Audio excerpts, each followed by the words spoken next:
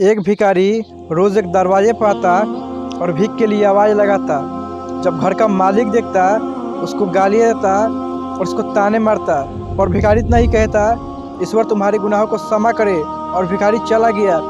अगले दिन सेठ बहुत ही गुस्से में था। उसी समय भिखारी भीख मांगने के लिए आ गया। सेठ ने आओ देखा न ताओ भिखारी के ऊपर सीधा पत्थर दे मारा और भिखारी का सर फट गया। और भिखारी इतना ही कहा, ईश्वर तुम्हारे गुनाहों को क्षमा करे, और भिखारी वहाँ से जाने लगा। सेठ का गुस्सा थोड़ा शांत हुआ तो सोचने लगा कि मैंने उसको पत्थर से मारे, फिर भी मुझे वो दुआ देकर चला गया। इसका पीछे का रहस्य जानना पड़ेगा। और भिखारी के पीछे पीछे सेठ जाने लगा। भिखारी जहाँ भी जाता कोई इसको भीख देता और कोई उसको मारता और जलील करता। और भिखारी इतना ही कहता, ईश्वर तुम्हारे गुनाहों को क्षमा करे। शाम हो चुकी थी। भिखारी अपने घर पहुंचा। भिखारी के कटोरे में मात्र एक बासी आधी रोटी थी।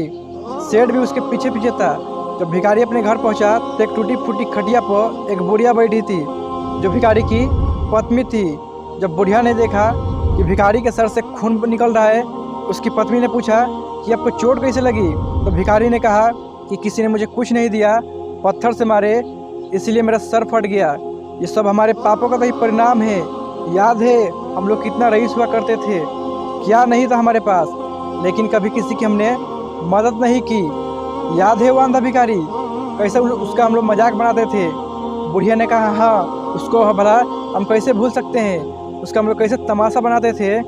पर वो अंधा भिखारी इतना ही कहता था कि तुम्हारे गुनाहों का हिसाब मैं नहीं, ऊपर वाला करेगा। भिखारी ने कहा, हाँ इसलिए मैं कभी किसी को बददुआ नहीं देता, क्योंकि जितना बुरा दिन मैंने देखा है कोई और ना देखे।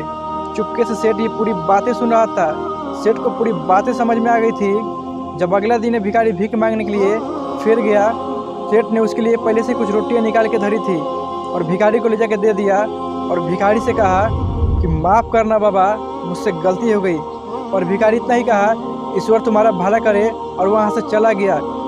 दोस्तों वो दिखता नहीं तो क्या हुआ, लेकिन उसके पास हिसाब सबका बराबर होता है। अगर किसी के साथ गलत करते हो तो अपनी बारी का भी इंतज़ार करना, क्योंकि वक्त तुम्हारा भी आएगा।